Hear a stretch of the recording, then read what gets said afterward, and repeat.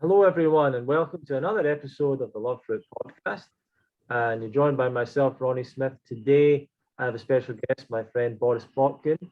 And Boris is someone that I have met a number of times, usually at fruit festivals. And I met him at the Canada Fruitfest. I don't know if it was 2019 or 2018, but going back a few years. And I'm aware that Boris originally, I believe, was born in Israel, I believe, and then Belarus. was it Belarus?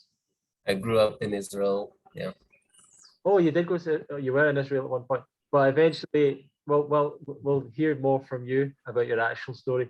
Eventually ended up in Canada, and he's now living over in Ecuador and has land as part of the Fruithaven Eco Village, and he's growing some of his own fruit out there, and has an amazing house, which he's not at right now, has an amazing spot, and he has his own shower behind, which is his own waterfall, which is amazing. So, um, Boris, it was good to be able to visit you out there recently. Is there anything else you want to tell us about yourself as an introduction to you? There's obviously a lot there that I've missed out.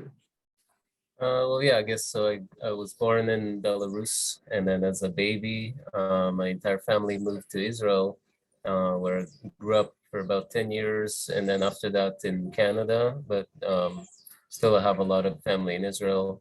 So, and then after, yeah, I grew up a bit more in Canada, then I was traveling and I visited, I think around 20 countries in my last count. And then after some years, yeah, I basically became into fruits as I started traveling. And then I wanted to find more like-minded people. And that's when I first went. Yeah, I think it was 2018 for the fruit festival at in Canada, in British Columbia with Ted Carr. And that's when we met, I remember. And then that was my first fruit festival. And after that, I went to Fruithaven here at the end of the year. So that was the first time I came. So 2018 at the end of the year. And then I went traveling the next summer as well. So I went to the Woodstock Fruit Festival where we met 2019.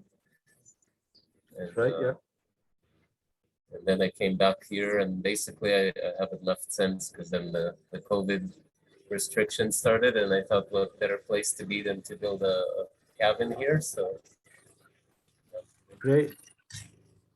So Boris, your upbringing, was it conventional kind of an upbringing? What did you eat growing up? What was your lifestyle like? What were the, activities, education, things like that? the boats are going by now. I cannot hear you. Maybe you can hear me, but Maybe let's pause it a second. Okay, Boris, what was your upbringing like? Was it a typical upbringing in terms of how you ate, the food you ate and activities and stuff, or was it alternative at all?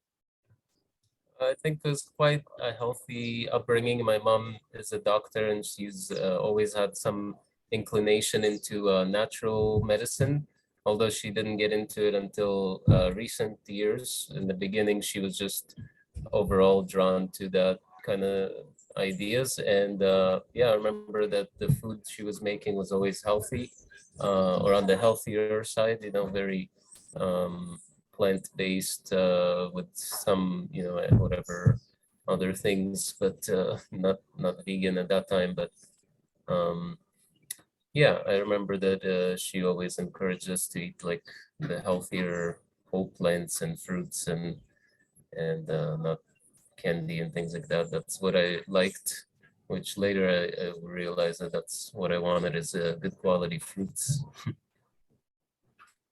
So from a young age, you like the fruits?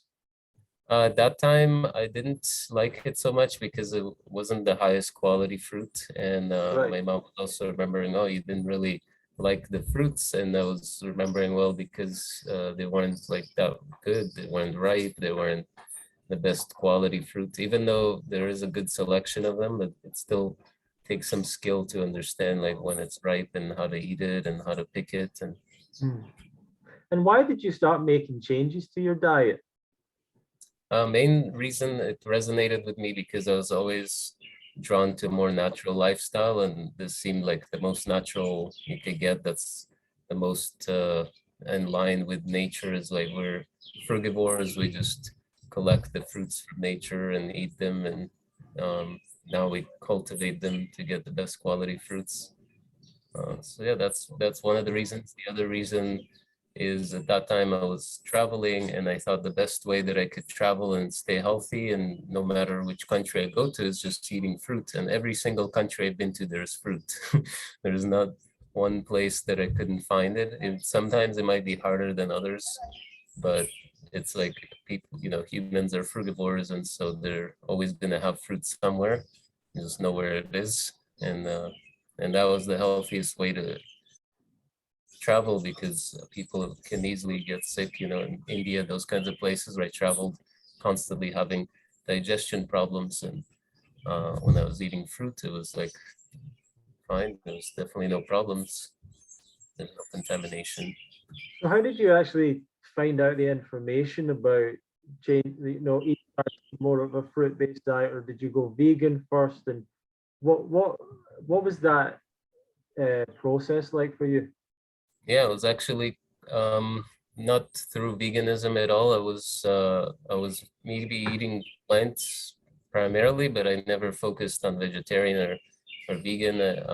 Because yeah, I didn't really like vegetables as much, and so my brother told me about Dr. Moore's, and actually Ted Carr was one of the first YouTubers that I was following at that time, and so I resonated with their messages of eating the whole plants and fruits specifically, and because they're sweet and we're drawn to sweet things. And then I started remembering as a kid, I always loved sweet cakes and cookies and whatever, candies, and actually it was not uh, that is natural for us, because those are man-made things. And so fruit is the real cake and candy and all that, everything else is just imitating. So yeah, when I learned about those people and the message that they said, that really resonated, and I started following that diet. I did transition for many months. It took some time, and even I would say like a year, until I did some fasting,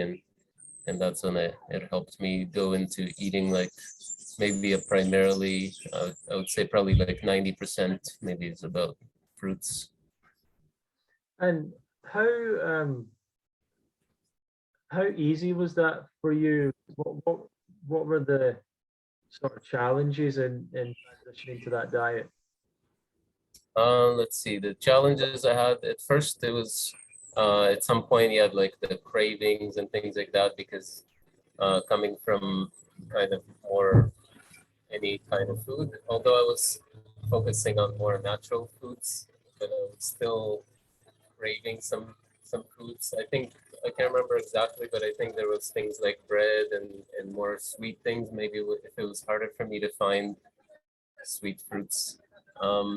So that was a bit of a challenge. And then the social aspects, because I noticed that I didn't want to hang out with people that would go to restaurants, because I had nothing to eat there, and there was not much for us to discuss in common, at least regarding foods. So sometimes I would sit with them, or like a salad or something, but I still didn't really like I don't really like salads as much, although I do eat them once in a while, because yeah, it's also healthy and natural. But yeah, so eventually doing more fasting, I think that's what helped me with transitioning into that diet. And how would you describe your diet, and what is a day in the life for you of how you would eat?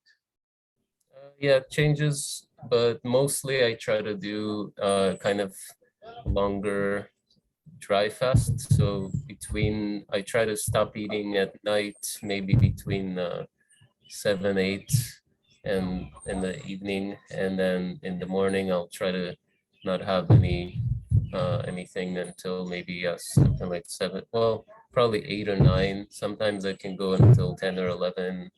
Uh, if I'm able to do that. And I like to start the day just juicy fruits. So focus on something like a watermelon or melon, cantaloupe. Could be mangoes as well. And if it's going to be like a busy day that I won't have too much time, I might even eat something like bananas, just to give me more sustenance. Like if I'm going to go jungle hiking and in the far off places here that could be like hours of walking. So, Sure. but usually if I'm not doing that, then it'll just be some juicy fruits in the earlier part of the day, and then a bit later I'll have kind of denser fruits. It depends on what's in season. So it could include some, yeah, well, bananas are all year, but there's other seasonal fruits, like fattier fruits. And lately, after this festival, I've tried to cut down the fats a bit more, just because it was a lot of avocados and things. But now I'm incorporating more of that. So there's a local fatty fruit here called Iniaku, which is really good, and it's coming into season. Yeah, let's talk about that fruit quickly. So Yeah. I talked to Charlotte about this quite a lot at the festival, and we talked Oh, about yeah.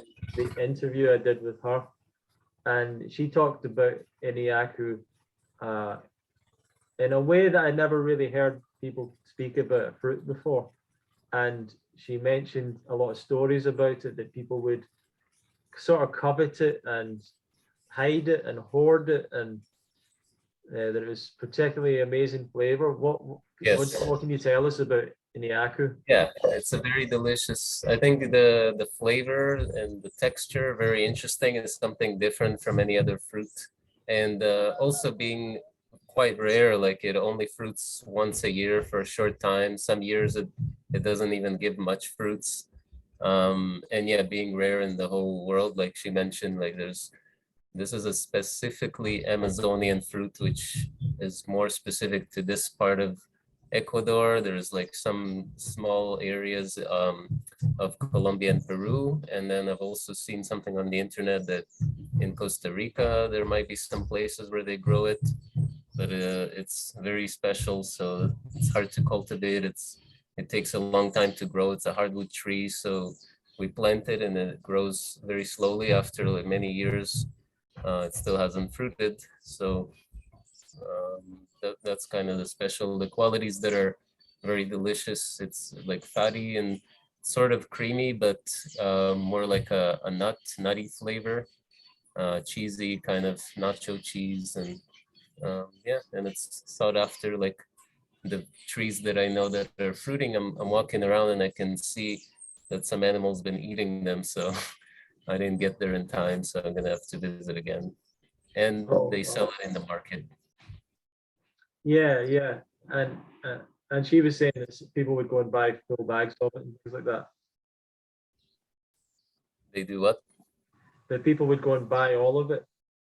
Oh yeah, that's right. Yeah, I remember. I just watched your interview with her. Yeah, so there was the one guy that would buy like the entire sack. Yeah, but now I'll just buy how many I'll eat, and at some point it's too much. It's very dense, so there's only so much of it that Yeah, one can eat. sounds pretty special. Well, anyway, so getting back to your own life, what were the benefits you got?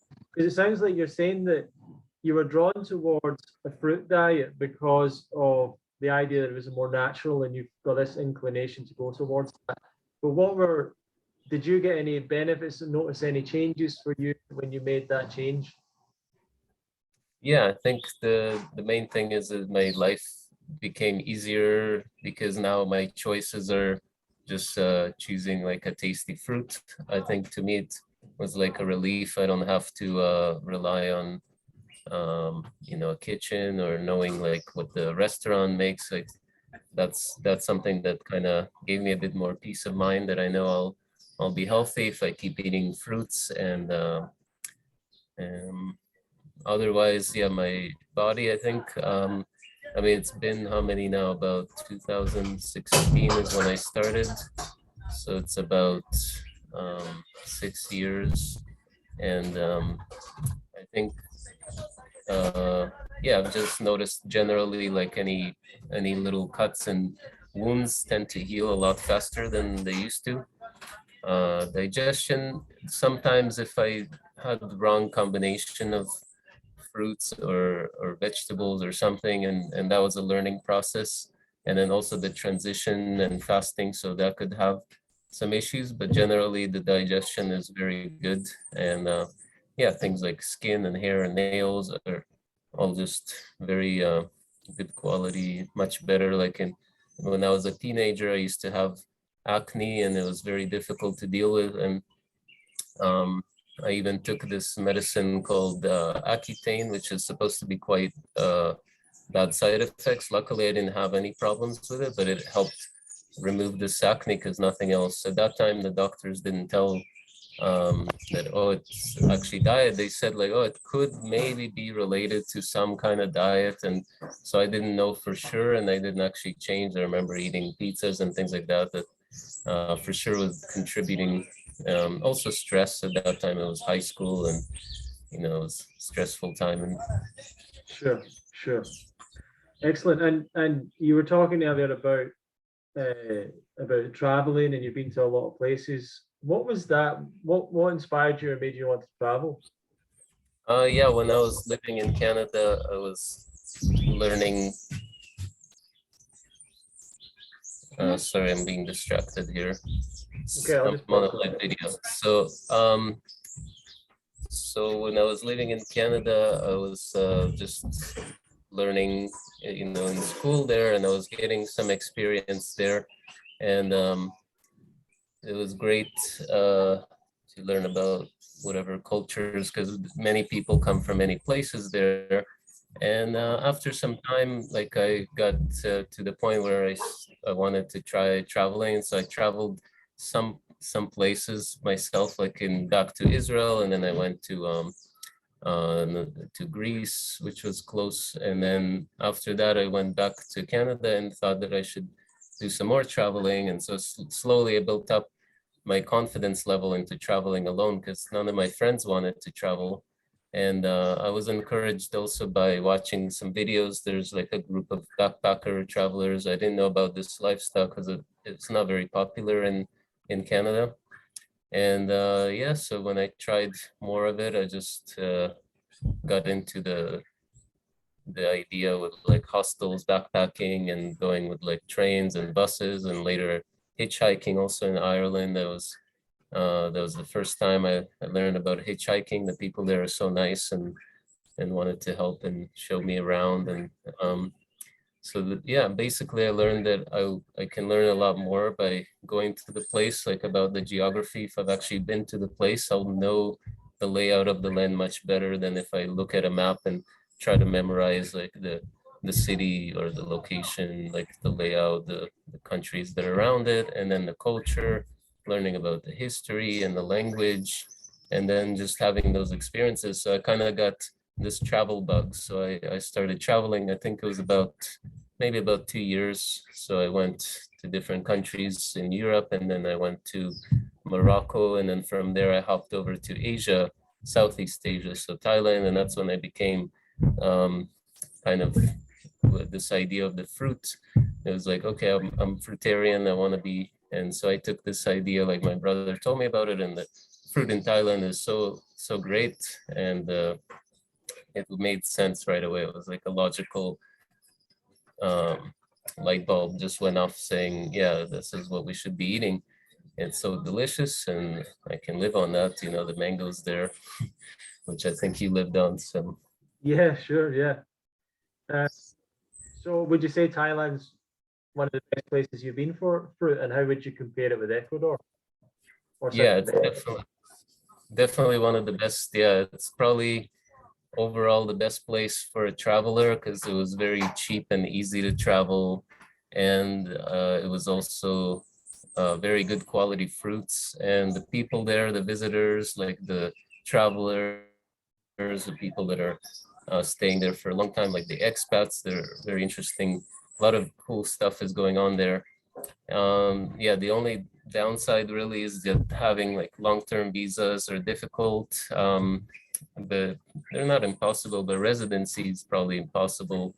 Land ownership is also impossible. They don't allow anybody that's not Thai to have ownership, at least not complete ownership. They'll allow a small amount, percentage of ownership.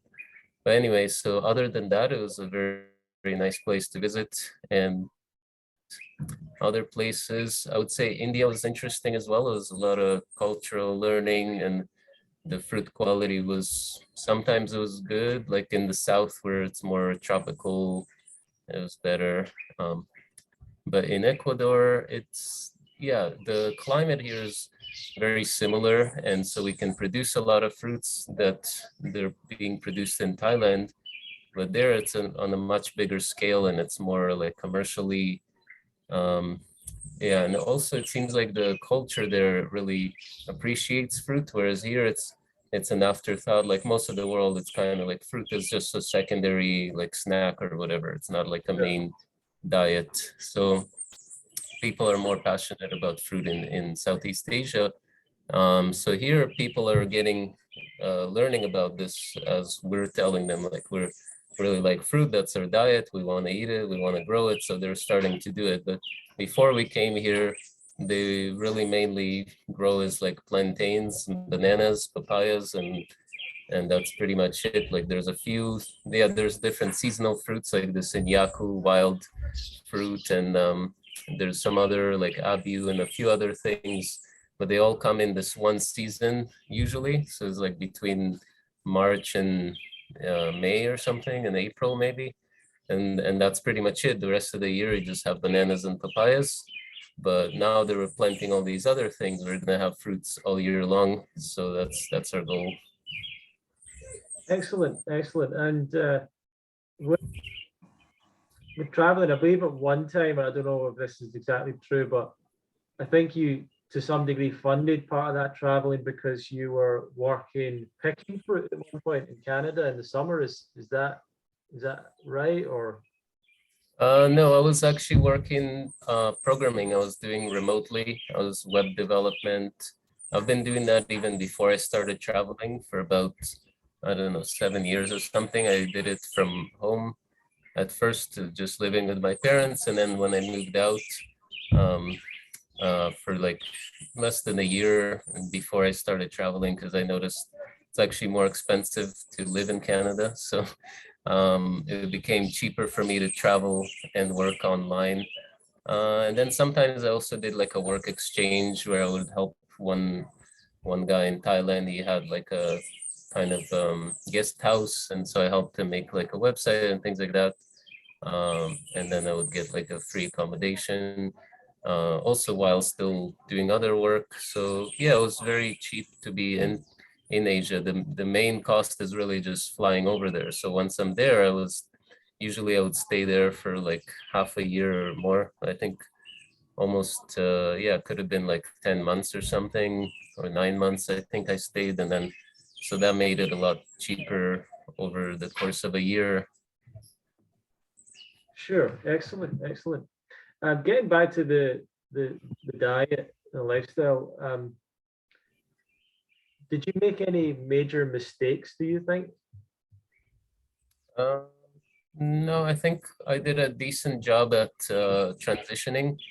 The main thing that I wish is that I had known about this when I was a teenager, when I had acne. And if I had become fruitarian or maybe whole plant-based or something back then, I would have not had to take these medications that are, yeah, probably not very good. But probably by now, I mean, it's been, I don't know how many, probably 15 or more years, and it's probably detoxed. But yeah, I think now I'm pretty comfortable with this, eating like juicy fruits in the morning, and then, or in the early part of the day, and then some of the denser fruits in the evening. Yeah, I think that's a good way to do it. Cool, cool. Is there any big mistakes you see other people making? Sometimes, yeah, I sometimes see that it's hard to say exactly, because I'm not sure if they're totally honest about what their diet is, but I've seen people here where they get confused about what is right, what should they eat, and sometimes they think that they're not getting enough from the plant food, or they're not detoxing correctly. Sometimes maybe they're detoxing too quickly. They're just having only juices and no enemas, and they're not, their bodies like stirs up all the toxins. And I think the herbs are also important during the fasting. There's a specific protocol that I followed, and I think it's a very safe way to do a fast. It's actually called the Master Fast system, and not to be confused with the Master Cleanse, which is something different. But anyway, it's a protocol. If someone's interested, they can look it up, and there's a group on Facebook, and it includes these components that I think makes fasting safer and better for the body. So having the juices, in this case, it's actually specifically a grape juice and it's pasteurized, but some people prefer maybe a raw juice, but that might still have a strong effect.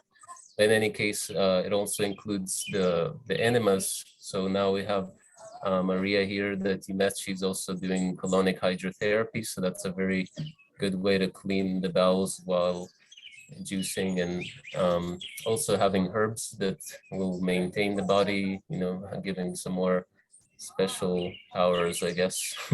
So yeah, I've seen people that have issues after fasting. They'll actually go into eating like very starchy, dense foods, which is a very wrong way to break a fast. So there's a saying, anyone can fast. It takes a wise person to break the fast. And so yeah, if they break a fast with very heavy food and sometimes animal products, and so it can really screw up the body and cause more problems than before starting this fast.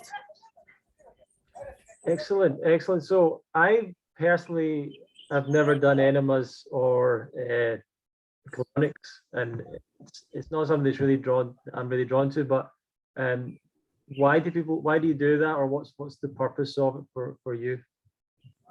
I think that, yeah, while fasting is something special that goes on in the body, and toxins and things from, it could be from diet, like previously, you know, however many years, it could have been 20 or more years of eating habits that could have had a lot of toxicity, could have been processed food or animal products or whatever, things that build up and they get stuck in the bowels or in some other intestines and places that even if they use a colonoscopy thing and they still can't see those things, but they can, after fasting, they can start to come out, and it loosens those toxins up.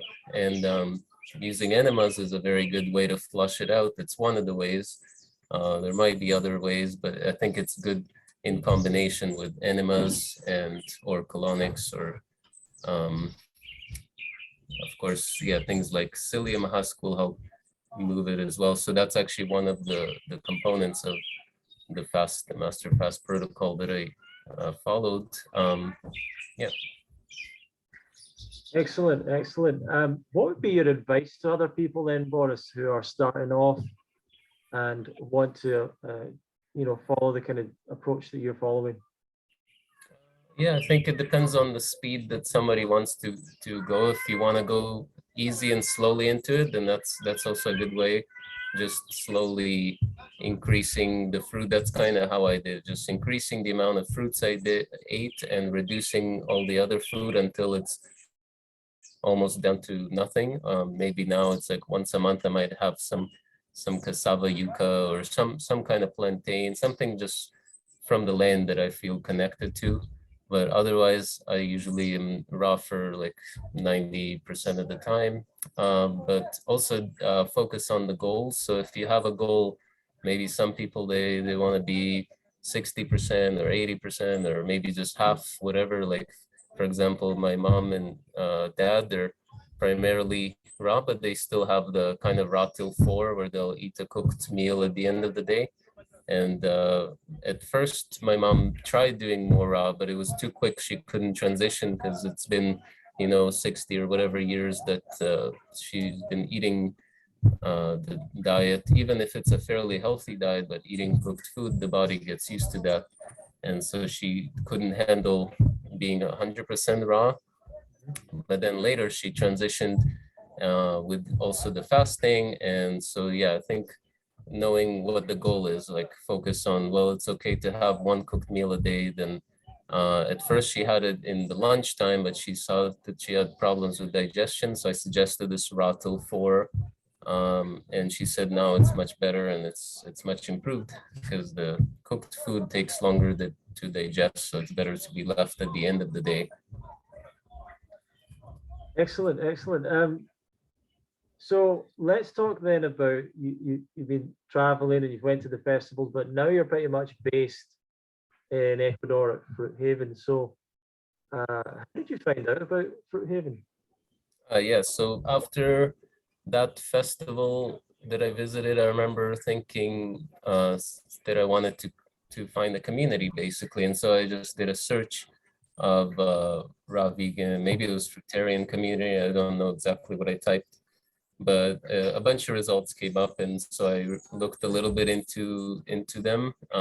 I saw some projects over there in Costa Rica that I've not been to, and Hawaii also haven't been to, but I researched them a little bit. And this one came up, Fruithaven. I also remember seeing something about the fruit festival. That was the first year that they were having it, was 2019. So I went at the end of 2018. I was hoping, I think, to volunteer there, but at that time it was a very small festival. But in any case, so I found that and I saw Peter's videos, and his videos made sense to me, and he looked like a programmer, and like his logical mind, the way it worked, I resonated with that. So I only was surprised to learn that he's not a programmer when I came here, but he has the skills, he has the logical understanding of that. Sure, He can make websites. Yeah, and so you wanted to find a community. So what really is Fruithaven? If other people are interested in going, what is it? Who's it for? What was more about Fruithaven that it attracted? No, sorry. What for those who don't know anything about it, what is Fruithaven?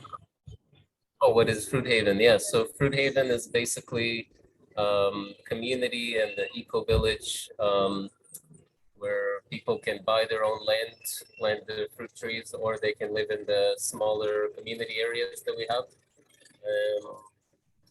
Yeah, it's basically an idea. Everybody will have their own understanding of it. To me, it's yeah, just living close to nature, planting fruit trees, being independent from governments, and yeah, being self-sufficient as much as we can. And it's a lot of young people there, actually. A lot of people sort of in their 20s and their 30s there. Yeah, it tends to attract younger people. At times we have a lot of young people that are visiting for short times, that are volunteering. They just want to travel, learn about something. And yeah, often I'm also surprised and impressed that they're so young and they're already discovered this diet, because yeah, I wish that I knew about it at that age. So yeah, it's very nice to see. They have a lot of young energy, but we also have a good fair bit of older people. So I think our median age is probably in like the 30s, but then we have some people that are older in their 60s, and yeah, there's locals here as well that are ranging in age, and even if they're not like us where they eat primarily fruits or raw, they're also pretty healthy, just living in nature, and they're eating mostly from their land. So what are the benefits for you of living out there, and why is Ecuador a good place for this kind of community? yeah, I think probably Peter, somebody discussed it, and when I saw his explanations, and so again, like I mentioned about Thailand, in comparison with Thailand, even though the qualities there is very good, residency is impossible and land ownership is also not possible. So that's where this Ecuador policies are much better, where any foreigner can own land in Ecuador, and they don't even have to be in Ecuador to buy the land. So maybe the majority of people that buy land, or in the past that bought it here, actually they bought it online, like they sent all the information, they went to a local consulate that's near them, that's Ecuadorian, and then having them purchase the land, they can then request certain things to be done, like planting fruit trees and building a house. So yeah, and then also the residency it's not completely easy or free to do, but after an application process, and most people can find a way to make it. There's the two main options is anyone that has a university degree, like a bachelor, or yeah, there's any 3 or 4 years. I think it depends on the country. They can apply and become a resident. At first, it's a temporary residency for 2 years, and then applying for a permanent one. And for those that don't have it, there are a few other options. So the investor visa, $40,000 in a bank account, and then we can take this investment out. And there are some other options as well that people have with like rental income, people that have social security, those kinds of things. So Ecuador is fairly open to having people come and stay here, getting residency, owning the land.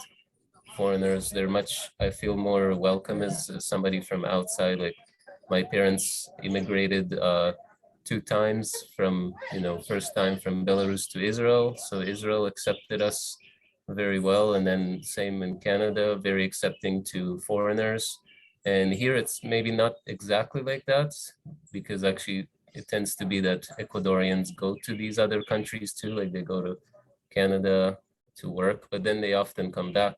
So here it's like expats that come and live here as well from the US or Europe or Canada. Sure. Let me And your own piece of land that you've got there, I'm interested in how did you choose it? What state was it in when you first got it? And what are your plans for, and what have you done so far working on it and developing it? And what do you want it to look like? Okay, so the land, well, I came here already, the project has started. So Peter and Jason, whoever was here starting the project, the communities, they were here probably about 5 years before I came. And when I came here, at first I was just checking it out and volunteering. And I learned about the permaculture techniques. That was something I wanted to know how to do. And later I saw that, yeah, there's an opportunity. There's some lots for sale. And so I chose the Fruithaven 1 lot. And at that time it wasn't even marked out. So I went and looked at an area that I would choose, and we walked with like some workers that cleared an area. Actually, they cleared just the path a bit. Eventually, we came with the topographer, GPS did, and so yeah, it was basically just a kind of secondary forest, and it was kind of depleted soil. There was a couple of these wild fruit trees. Some of them are just weeds and ferns and things like that. So yeah, based on what I learned, I started developing a section of it. So at first I was trying to clear it myself, and I saw how hard it is because there's a lot of hardwood, and chopping it all with a machete takes a lot of effort. So I hired some workers, and they helped me clearing it, chainsaw, and taking down the brush and the trees, and then planting them, fruit trees that I was interested in, and also applying the soil amendments, the calcium, and fertilizing. And then my plan initially was just to visit, kind of live here half the year and travel the other half. And so when I wasn't here, I was just telling Peter, yeah, every few months, send a few workers and have them clear the weeds and put some more fertilizer, like the compost sacks, manure sacks, those kinds of things that amend the soil around the fruit trees. And so that was good. But then when I came back and yeah, basically decided to stay. So now I just do it myself, or I still tell Peter and he'll schedule the workers because he does the scheduling. And then I also like to work with them so that I know that they're doing the way I like it. So yeah, that's basically that. And then for the cabin, that was an idea that I got once I came back. So I decided to stay. So I saw a nice view there. It was also some kind of secondary forest, and it was a unique spot that goes up the hill and then it flattens for a short space that's big enough basically for this cabin and kitchen and bathroom. And it's a challenging place. There, the soil is much better, so it just depends on where you are. So things I plant there, they grow faster and fruit faster. But the challenge is that it's a smaller space. It's a bit steeper, quite a bit steeper behind it. So, but having the stream nearby, it's a nice place to relax. Yeah, and we visited as part of the festival. We got to see your place. You have a nice, quite a simple but very nice house there, and a great view. Really nice spot. And the building of the house, how easy was that? How did that happen? Yeah, that was also interesting for me. Have almost no carpentry experience, like other than grade 7 or something like that, carpentry when I was 14 or something. Yes, I didn't know anything about building houses. Basically, yeah, learned it all there, and it was really fun to be involved as well. So for me, I was having workers there and seeing the process. So Peter has more experience. He's done a bunch of different projects, and so I told him what I was interested in, and he gave me first an estimate of what he thinks, would cost, and when I was happy with that, he made the design and hired the workers, scheduled them really for that. And yeah, it was fun to be a part of it. And having experienced this, I'm much more confident in future projects and seeing like how I would want to build something. So I'm planning some more construction to be done. Maybe for now, just basic structure for storage of wood, and then in the future, building some more houses and things like that. Excellent, excellent. And it's good, like you kind of mentioned in there that it doesn't take having carpentry skills or whatever. Like people don't have to maybe worry about not having these kind of skills if they want to try and replicate what you're doing. Yeah, exactly. We don't require anyone to know anything almost, because the skills that we have here, we can take a project from just bare land, like Maria's house and many of the houses. They're just basically some kind of secondary forest that has some trees and nothing really worth keeping. The workers are skilled at taking them down, clearing the brush.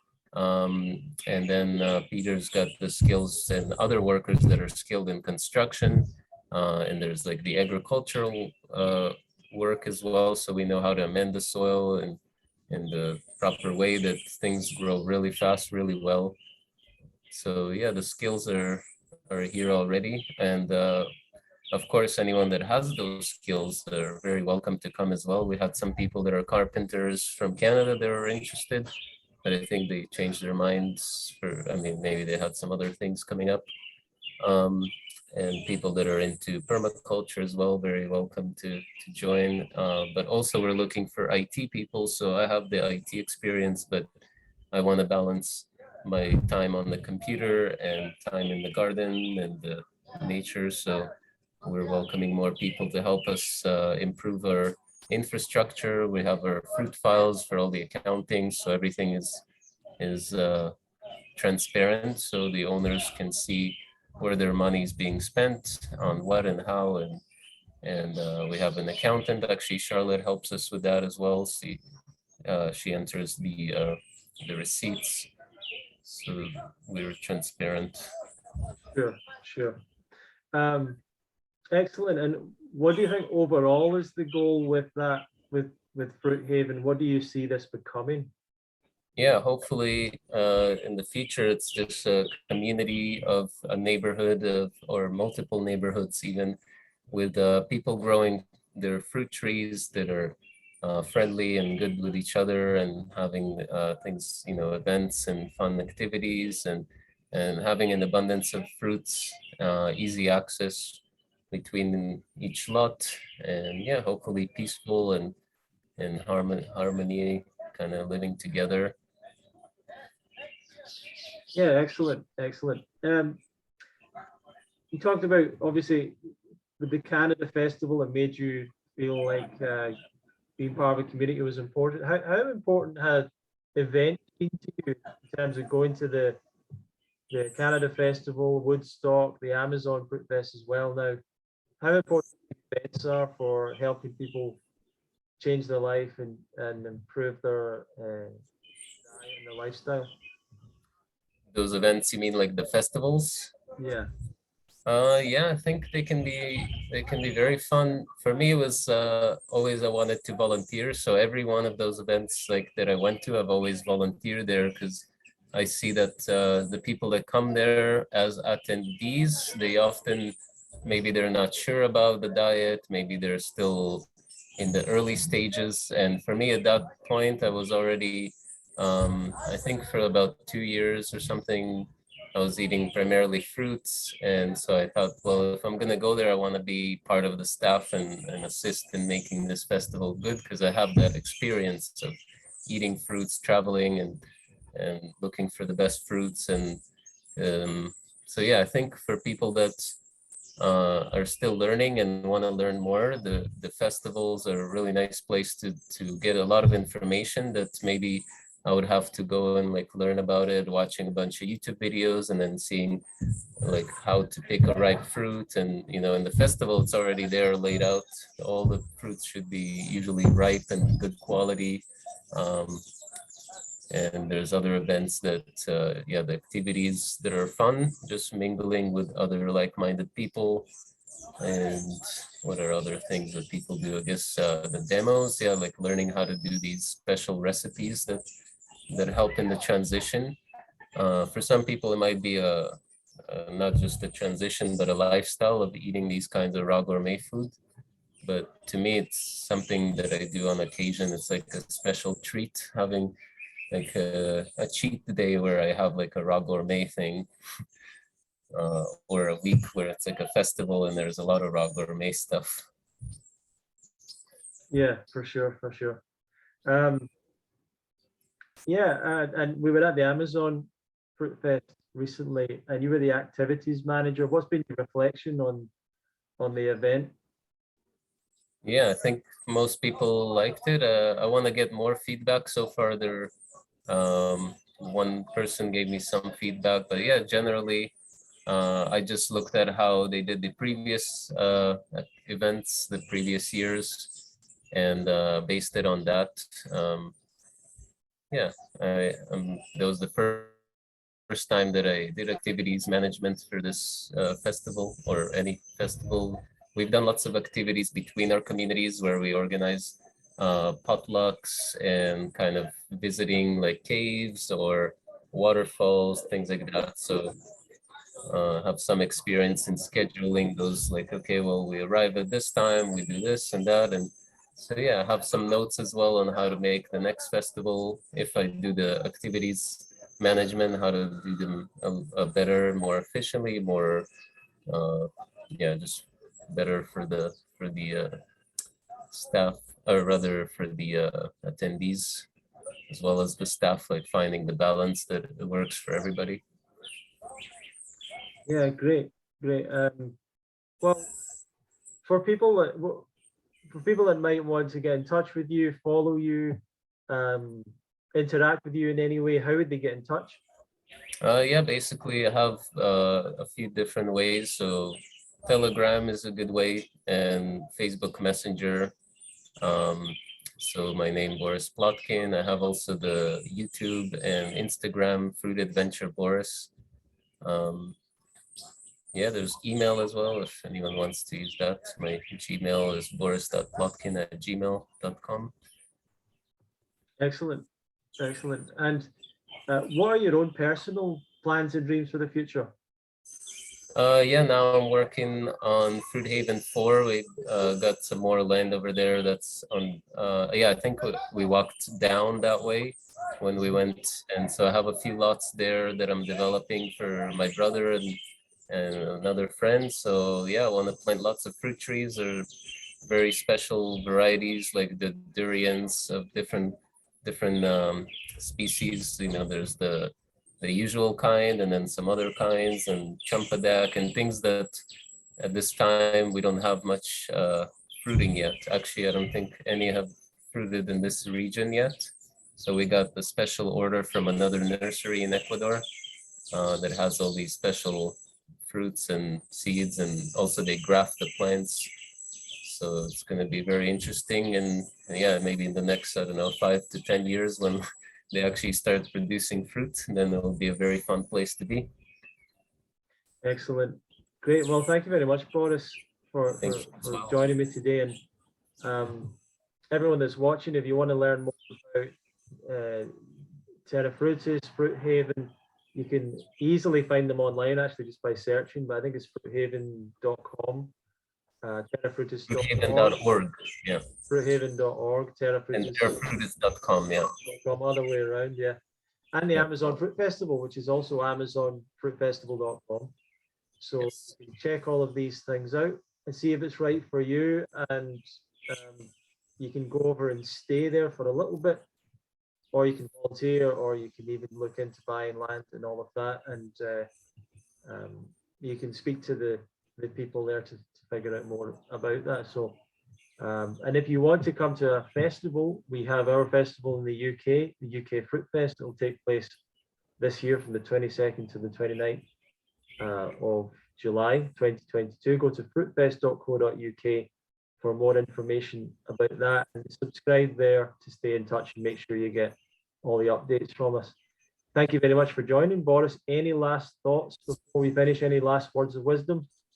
Well, yeah, if anyone's interested in renting, checking out the place, often people come, or volunteering as well. That's, for me, was the best way to learn about permaculture, just being here. And also you can do, of course, research online. There's so much information on the internet, so check out, think about what fruits you might enjoy. Having a community and support is a very good way to live together, like-minded people.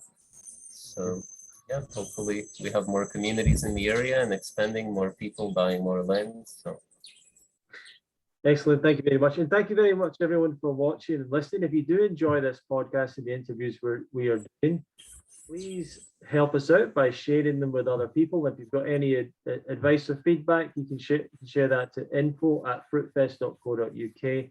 We're happy to hear any of your inquiries. But definitely, if you share this with anyone you think it might be relevant to, that would be very helpful. Thank you for watching and listening, and we will see you in another episode of the Love Fruit podcast.